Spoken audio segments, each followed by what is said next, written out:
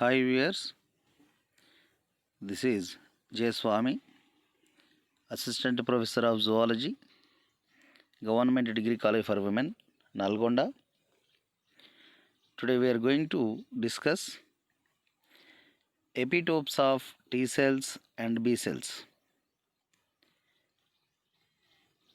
As we know, there are various pathogens, antigens, and disease causing agents which can cause harmful effects to our body.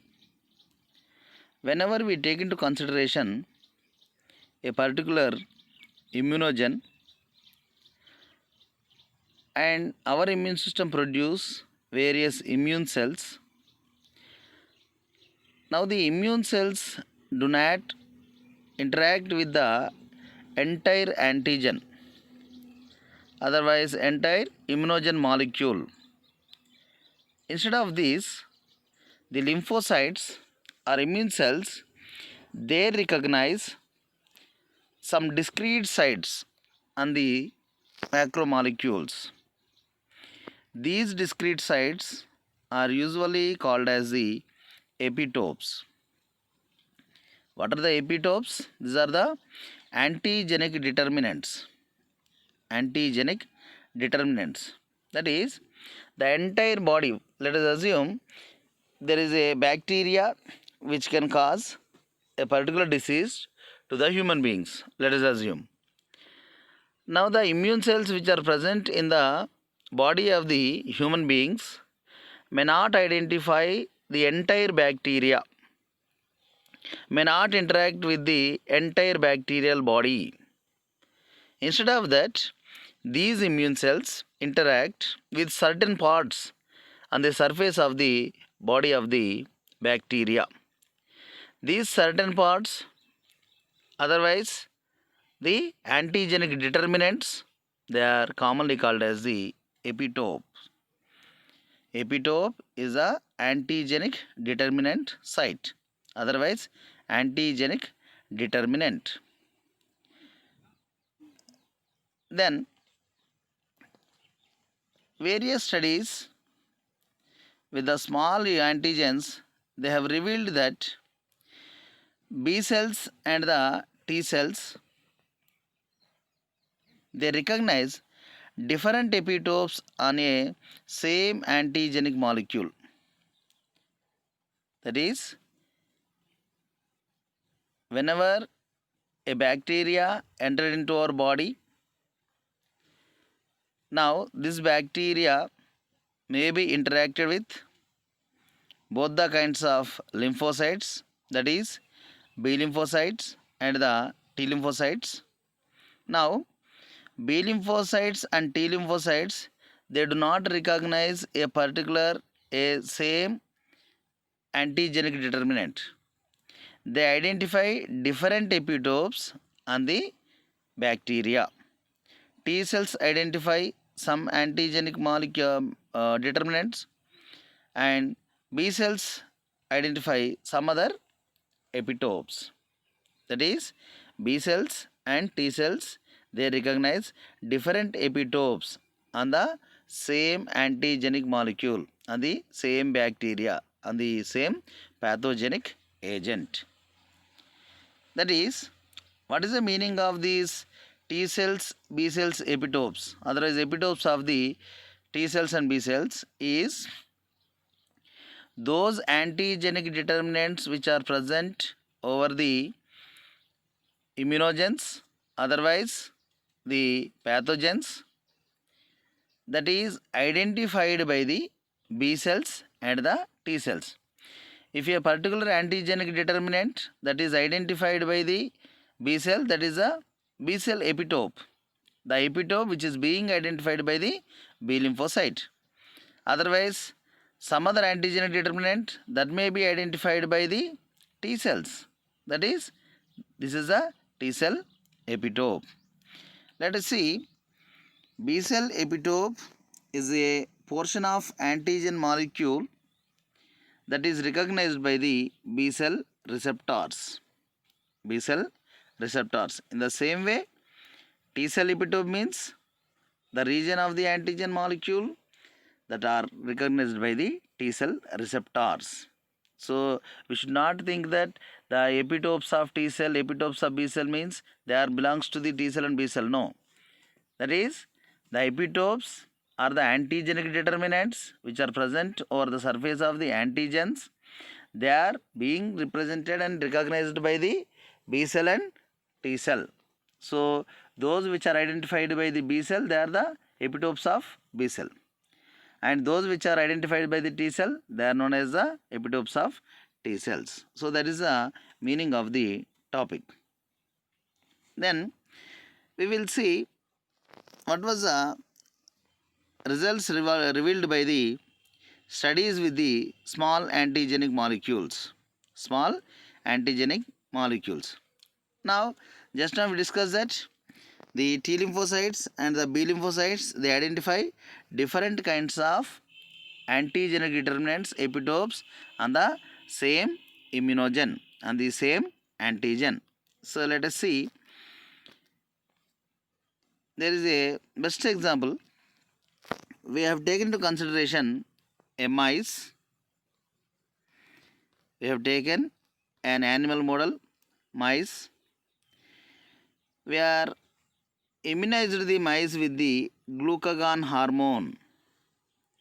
Glucagon hormone, it is a small human hormone which composed of 29 amino acids. 29 amino acids. That is, we have taken a mice and immunized the mice with the glucagon hormone, which is the hormone composed of 29 amino acids. So this is a long chain of the hormone. At one end we will observe the amino end. At the another terminal portion we have the carboxylic terminal end. So this is the characteristic feature of the peptide hormones in general. Any peptide chain that may terminate at one side with the amino group and the other side with the carboxylic group. So after the immunization process, antibodies were elicited against the different types of epitopes in the amino terminal end. Here, this is the amino terminal end and this is the carboxylic terminal end. After the immunization, antibodies were elicited against the epitopes which are present at the amino terminal end. So here we will see the B lymphocytes. So antibodies means, that is, the epitopes which are present nearby the amino terminal end are identified by the B cell and they have synthesized and released the antibodies against those epitopes. And whereas T cells which are responded against the antigens which are located towards the carboxylic terminal end. Carboxylic terminal end. That is, both the B lymphocytes and T lymphocytes, they recognize and respond against to different kind of epitopes on a single antigen. So the entire glucagon hormone, it is a single immunogen or the antigen. Now the B lymphocytes, they respond towards the amino terminal end. So that is, amino terminal contain some sort of antigen determinants, epitopes. Now these epitopes are identified by the B cell and the B cell synthesizes the antibodies. These antibodies are interact at the amino terminal end of the glucagon hormone. Whereas the T cells are attracted towards the carboxylic terminal end, because this carboxylic terminal end, it also contain certain epitopes. They are being identified by the T lymphocyte and this T lymphocyte interact with the carboxylic terminal end rather than the amino terminal end. This indicates that the T lymphocytes and B lymphocytes, they identify and interact with different kinds of epitopes on the same immunogen, same antigen. Next, lymphocytes may interact with a complex antigen on several levels of antigen structure. Both the B lymphocytes and T lymphocytes, they as usually interact with complex antigens. So those antigens which have structural complexity. So based upon their structural complexity, these lymphocytes, they interact with those antigens at different levels. At different levels. For example, if the antigen is a protein, let us assume if the antigen is a protein. Now, whenever the proteinaceous antigen interacted with a particular individual, now the epitopes may be involved in the elements of various levels of the protein. So here we will see primary structure, secondary structure of protein, tertiary structure of protein, and the quaternary structure of proteins. Now here there are different levels of protein structural complexity. Now the lymphocytes, they interact with a complex protein at different levels. That is, if the antigen is a protein, the epitopes which are found on a simple structure, that is like the primary structure, only we will see the amino acid residues. Whereas if it is a secondary structure, that is the alpha helix we will see. And if it is a tertiary structure, the entire alpha helix which get folded. Then in the quaternary structure, assembled subunits of all these folded structure we will see. So how there is a intensification of the structural integrity of the protein, like that the epitopes may be get folded, and some of them they will be exposed to exterior and some of them may not be visible. So based upon that, the epitopes also get identified by the lymphocytes at various levels. That is, the T lymphocytes and B lymphocytes, they interact with the epitopes which are present at various levels of the protein. If the antigen is a polysaccharide, now the branched chains, so we will see here there is a glycogen. So we will observe various branched chains. So here, we will see the branched chains. They are commonly present, and these branch points may contribute to the conformation of epitopes. The epitopes are located within the branched points, and thereby the T lymphocytes and B lymphocytes, they make the branched points as the targets because the epitopes are located within the branched points only. That is, if the antigen is very complex in structure, and based upon the structural complexity, these T lymphocytes and B lymphocytes, they may interact at various levels of the structural complexity molecules like the proteins and the polysaccharides.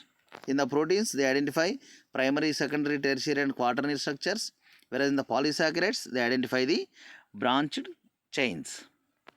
Then, if you take into consideration the B cells, these B cells, they may recognize soluble antigens.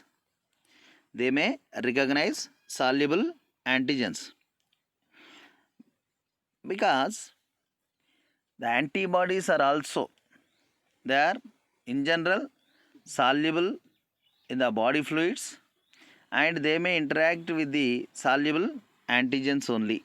That is, B cells recognize soluble antigens. When it binds to the antibody molecule in the B cell membrane, B cells recognize soluble antigens whenever it binds to the antibody molecules in the B cell membrane, because B cells bind antigens that is free in solution. The epitopes recognized tend to be highly accessible sites on the exposed surface of the immunogen. Exposed surface of the immunogen. That is, whenever the antigen comes in contact with the B cell possess surface receptors, the antibodies IgM and IgD type of antibodies over the surface of the B cell, and this soluble antigens comes into contact with, here we will see the diagram, all these are the antibodies which are present over the surface of the B cell. Now this is the soluble antigen, which comes in contact with the B cell surface receptor antibody, and thereby they recognize the antigen, because the epitopes of the soluble antigens are very highly accessible. They are very highly accessible sites on the exposed surface of the immunogen. So this is another statement. If we come to the T cell epitopes, they may differ from the B cell.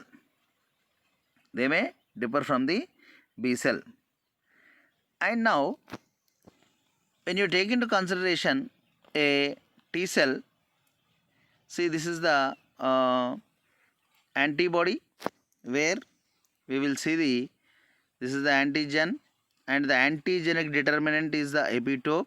So here we will clearly visible, and the counterpart of the epitope which is present in the antibody is known as the paratope.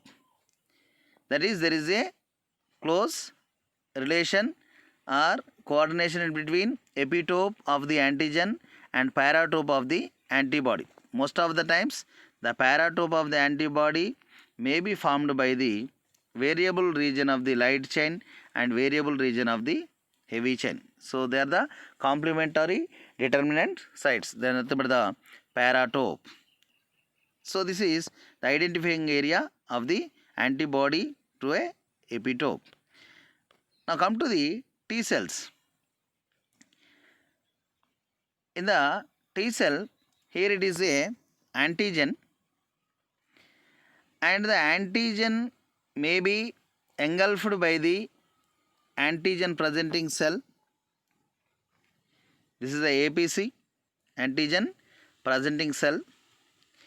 This antigen presenting cell engulfs, process the antigen and present the antigen over the surface of the antigen presenting cell. So this is the antigen which is processed within the T lymphocytes, antigen presenting cells, and expressed over the surface of the antigen presenting cells. Now here the purple color is the antigen. Here we will see the processed antigen which is expressed to outside with the mediation of the MHC class molecules, and the antigen which is presented by the antigen presenting cell with the help of the MHC molecule, that is being identified by the T cell with the help of the T cell receptor.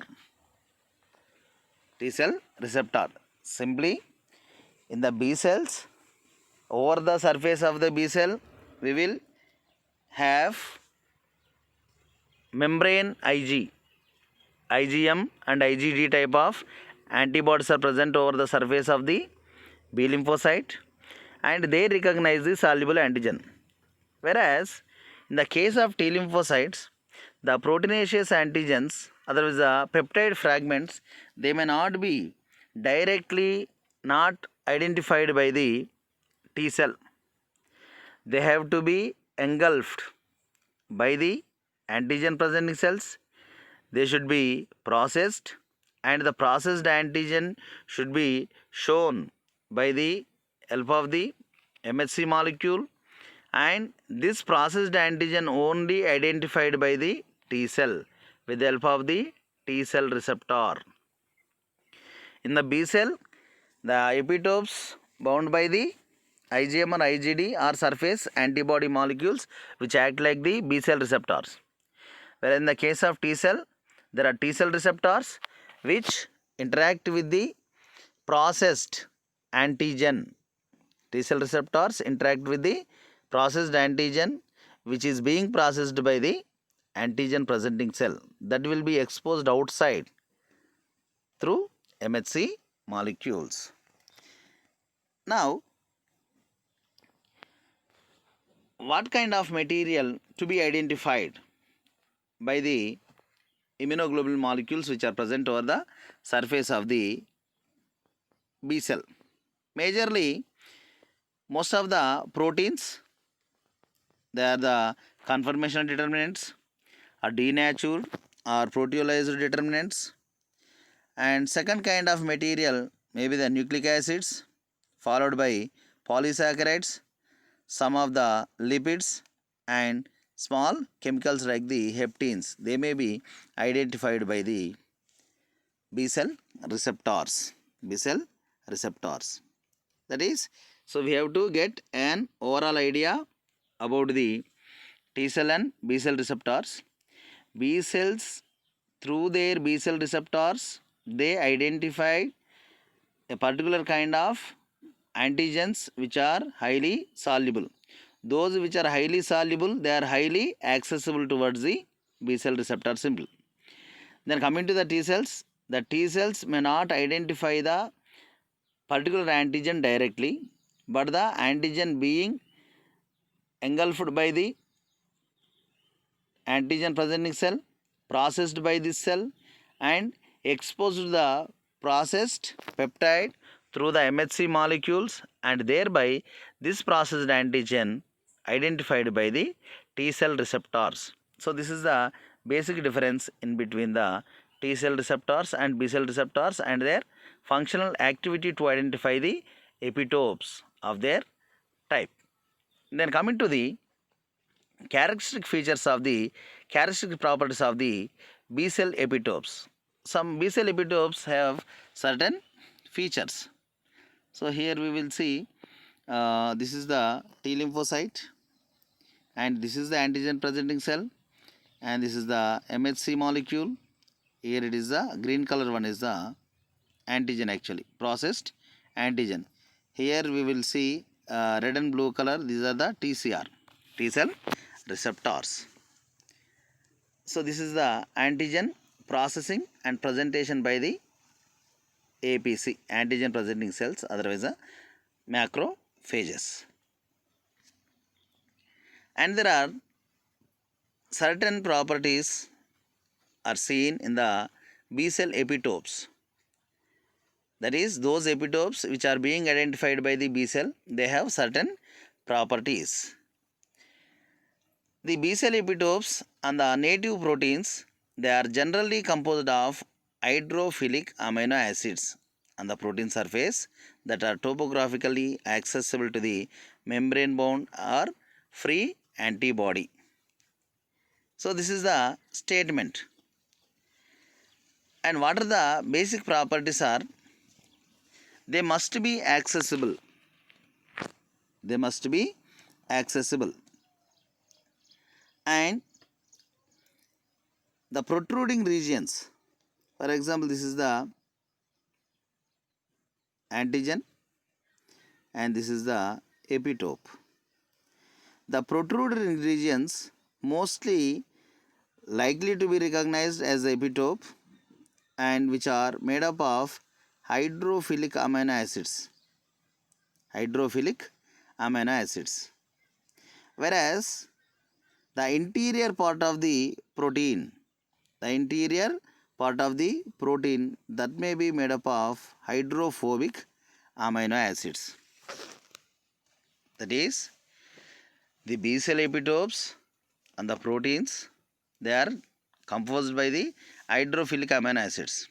That is, the surface area which is exposed outside, that may be formed of hydrophilic amino acids, whereas the area which is hidden inside, that may be formed by the hydrophobic amino acids. Hydrophobic amino acids. Right? The first thing is, B cell epitope must be accessible in order to be able to bind to an antibody, right? And the protruding regions on the surface of the protein are the most likely to be recognized as epitopes, and these regions are usually composed of the predominantly hydrophilic amino acids. Amino acid sequences that are hidden inside within the interior of the protein, they are as usually predominantly hydrophobic in nature and cannot function as the B cell epitopes unless the protein is first denatured. And the complementary protrusions and depressions we will see, that is, the protruding regions are working like the epitopes but not the depressions. Okay, the bonds may be involving in the attachment of the epitope and as well as the B cell receptor are the hydrogen bonds, ionic and hydrophobic interactions. And furthermore, B cell epitopes can contain sequential and non-sequential amino acids. Sequential amino acids are the contiguous residues, whereas non-sequential, they seen only during the folded conformation status. For example, the B cell epitopes may be composed of the sequential contiguous residues along the polypeptide, or they may be non-sequential residues from segments of the chain brought together by the folded conformation of an antigen. That indicates that B cell epitopes are two types: sequential epitopes and non-sequential epitopes. Whenever you find a linear chain, whenever you find the epitopes in the linear chain, they are the continuous epitopes, otherwise sequential epitopes. In some of the cases, the epitopes are visible only when the linear chain of protein, otherwise a antigen, if it is folded only, they are visible. We will see the epitopes when the chain in the form of a folded manner, folded conformation, then only we will identify the epitope. Now, most antibodies elicited by the globular proteins bind to the protein only when it is in its native conformation. Antibodies, they are basically produced by the B lymphocytes. They are globular proteins. They bind to the proteins only when it is in the native conformation. Why? Because they do not bind to the denatured protein. Because denaturation of such antigens usually changes the structure of their epitopes. Antibodies to the native protein do not bind to the denatured protein because they may lose their structural integrity. They change their structure so that the antibodies against to the natural or native protein, they may not bind to the modified protein, otherwise the denatured protein, because denaturation of the protein usually changes the structure of their epitopes.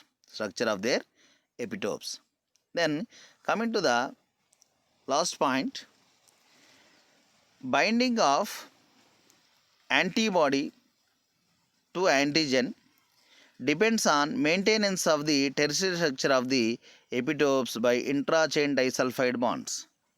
Intra-chain disulfide bonds. So how the antibody and antigen they get interact with each other, that may be maintained by the tertiary structure of the epitopes by the intra-chain disulfide bonds. Here we will see the intra-chain disulfide bonds, the bonds which are present in between the chains, within the chains. So these all are the properties of the B cells, that is B cell epitopes.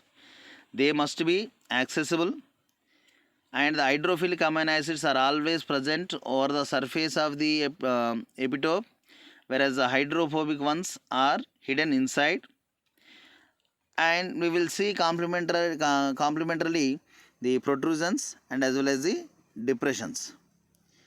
And there are two types of epitopes. Some of them are sequential and some of them are non-sequential. And one more interesting thing is the antibodies which are prepared, synthesized against the native proteins, they may not bind to the denatured protein, because in the denatured protein the structural integrity may be changed within the epitopes. So these things to be remembered while we are studying the characteristic features of the B cell epitopes. Now we will observe the examples of the sequential and non-sequential epitopes. Let us see. Here there is a large epitope molecule, large protein. Here, whenever you see a particular epitope, when the chain is in linear, then that is a contiguous, otherwise a sequential epitope. This is known as the sequential epitope.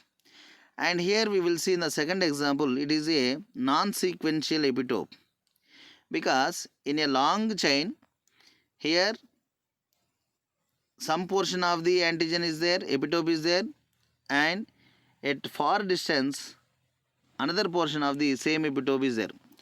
Both the portions, whenever brought together due to the structural complexity, due to the folded conformation, then only they will act like the epitope.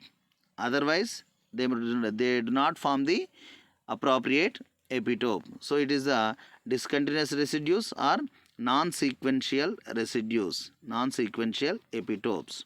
That is, B cells, they identify sequential and as well as the non-sequential epitopes. Sequential epitopes are the epitopes, they are visible whenever the polypeptide chain is in a linear form.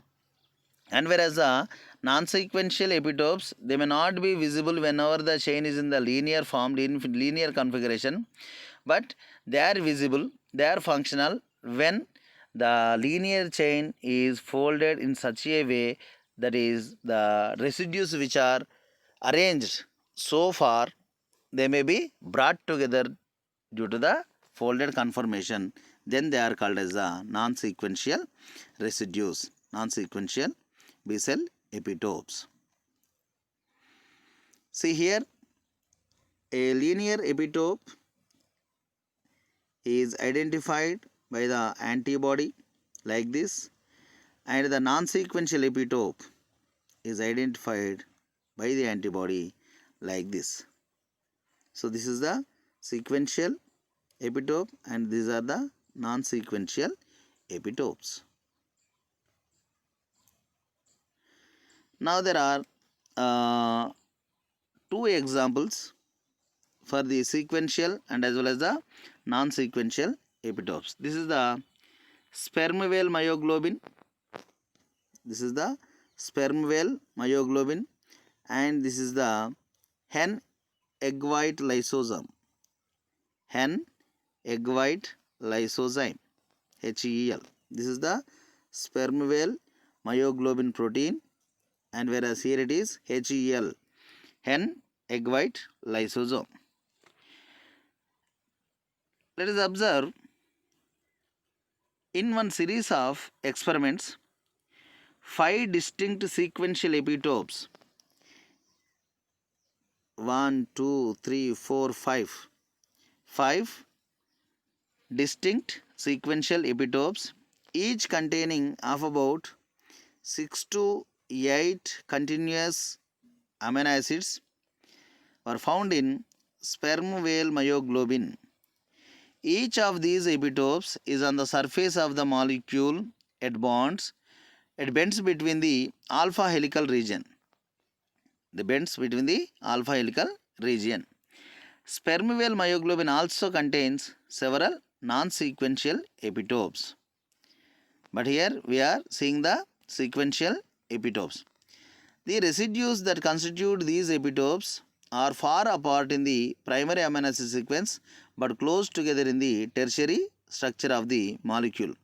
Such epitopes are present only when the protein in its native conformation. So this is the sequential epitopes within the sperm whale myoglobin. There are 5 sequential epitopes. So 1, 2, 3, 4 and 5. So which may lengthens of about, each one lengthens of about 6 to 8 amino acids. So they are basically located at the bends of the alpha helical region and they are identified by the B cells. And coming to the another example, that is HEL, hen egg white lysozyme, where we will find out non-sequential epitopes. So in the sperm whale myoglobin also we will find out the non-sequential epitopes, but they are only visible while the sperm whale myoglobin protein is in the folded conformation. Otherwise we may not see the non-sequential epitopes. So now for the observation of the non-sequential epitopes, the best example is the hen egg white lysozyme. So it is an enzyme. It is proteinaceous in nature. Now, although the amino acid residues that compose this epitope of HEL are far apart in the primary amino acid sequence, they are brought together by the tertiary folding of the protein. Sequential and non-sequential epitopes generally behave differently when a protein is denatured, fragmented or reduced. Okay, here we will observe. This is the sequential epitopes which are present in the sperm whale myoglobin. Sperm whale myoglobin, these are the different kinds of sequential epitopes. Whereas in the sperm whale myoglobin, this contains various epitopes. So here also we will see 5 sequential epitopes which are red, green and magenta, blue, orange. These all are the sequential. Whereas if you see the yellow and as well as the pink color, they are the non-sequential epitopes. Non-sequential epitopes, they are usually visible only the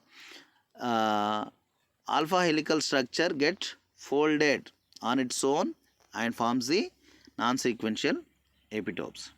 That is, the B cell epitope is a site on the surface of the antigen structure that binds antibody molecule. Protein antigens usually contain both sequential and the non-sequential epitopes. B cell recognition of antigen involves binary complex, native antigen membrane, immunoglobulin. Different antibody recognize different epitopes. Most of the surface of a globular protein is potentially antigenic. So these are the non-sequential epitopes of the hen egg white lysozyme. Hen egg white lysozyme. Now another statement is sequential and non-sequential epitopes generally behave differently when a protein is denatured. That is, they behave differently to natural protein and the denatured protein. The antibodies which are prepared to the native HEL, native egg and white lysozyme, does not bind to the reduced HCl. Reduced HCl. Hen egg white lysozyme. So that is, whenever a particular antibody which is prepared, synthesized against a native protein, they may not interact with the modified protein or reduced protein or denatured protein. That is another statement. That is, the best example for this is appropriate fragmentation of spermioal myoglobin can yield 5 fragments, each retaining one sequential epitope. The antibody can bind to each fragment. On the other hand, non-sequential epitopes are generally eliminated when a protein is fragmented or its disulfide bonds are reduced.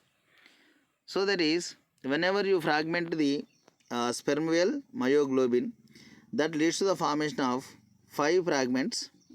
Each fragment contain one sequential epitope that bound by the antibody. And whereas another statement is non-sequential epitopes are generally eliminated. Non-sequential epitopes are generally eliminated when a protein is fragmented and their disulfide bonds may be get reduced. Okay. Now here in the HCl, hen egg white lysozyme, it has 4 intra-chain disulfide bonds. 4 intra-chain disulfide bonds which determine the final protein conformation. Antibodies can recognize several epitopes if the intra-chain disulfide bonds of HCl are reduced with the mercaptoethanol. The non-sequential epitopes are lost, so the antibody to native HCl does not bind to reduced HCl. Whenever you reduce the HCl, hen egg white lysozyme, with the mercaptoethanol, it may be broken into various pieces, and all these pieces may be identified by the antibodies. Whenever if you reduce this HCl, then they may not identified by the native antibody. Simply, whenever the HCl is broken into pieces, okay, they will be identified by the antibodies, general antibodies. If the structure is denatured with the help of the mercaptoethanol, so these fragments may not be identified by the native protein, native antibody. That is, the antibodies which are prepared against the native protein, either that may be the sequential epitopes or the non-sequential epitopes, whatever it may be, the antibodies may bind to the native proteins but not to the modified or denatured proteins. So this is the graphical representation of the same statement. So the result is sequential and non-sequential epitopes behave differently when a protein is denatured or reduced. Then some other properties of the epitopes, B cell epitopes. The B cell epitopes, they are located in highly flexible regions of the immunogen, that is on the bacteria, otherwise a pathogen, and they display site mobility. Now, the experiments which were done by John A. Tainer and his colleagues, they analyzed that the epitopes on a number of protein antigens. The proteins may be myohemerythrin, insulin, cytochrome C, and the myoglobin and hemoglobin. They have analyzed myohemerythrin, insulin, cytochrome C, myoglobin, and the hemoglobin. By comparing the positions of known B cell epitopes with the mobility of the same residues, and they Their analysis revealed that the major antigenic determinants in these proteins, in these myohemerythrin, insulin, cytochrome C, myoglobin and the hemoglobin, they are generally located in the most mobile regions. So that they proposed that site mobility of epitopes maximizes the complementarity with the antibodies binding site. So that whenever they are easily movable from one place to the another place within the same protein, they tend to interact to the antibodies easily. That is, site mobility maximizes the complementarity to antibodies. Site mobility maximizes the complementarity of binding of these epitopes to antibodies. Then more rigid epitopes bind less effectively. If the epitopes are very rigid, they are unable to move from one place to another place within the same given protein. They are less effective in binding to antibody. That is, each globular protein had a small number of epitopes, each confined to a highly accessible region and determined by the overall conformation of the protein. Overall conformation of the protein. That is, complex proteins, they contain multiple overlapping B cell epitopes and some of them they are immunodominant. That may be determined by the monoclonal antibodies. For example, each globular protein had a small number of epitopes, each confined to a highly accessible region and determined by the overall conformation of the protein. For example, 64 different monoclonal antibodies to bovine serum albumin were compared for their ability to bind to a panel of 10 different mammalian albumins. Thereby, 25 different overlapping antigen binding profiles emerged, suggesting that these 64 different antibodies recognized a minimum of 25 different epitopes on bovine serum albumin. Bovine serum albumin, BSA. Within an animal, certain epitopes of an antigen are recognized as immunogenic and others are not immunogenic. Furthermore, out of all these, some epitopes called immunodominant, that is, they induce a more pronounced immune response in a particular animal than other epitopes. Here we will observe the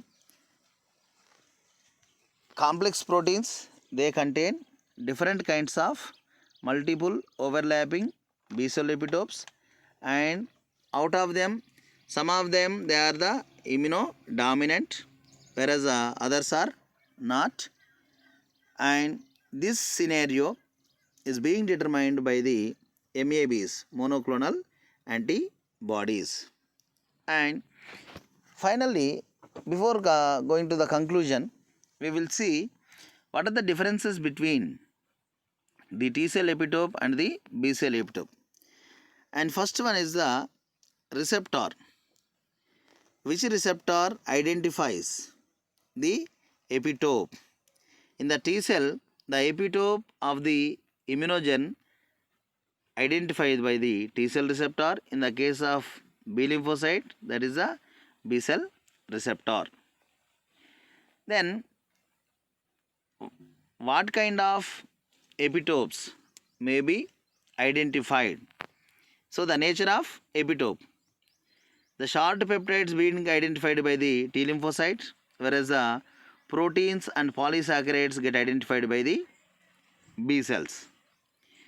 Now, the size may vary.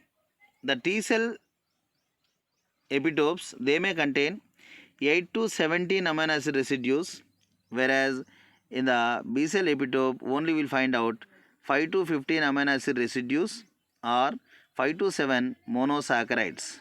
5 to 7 monosaccharides.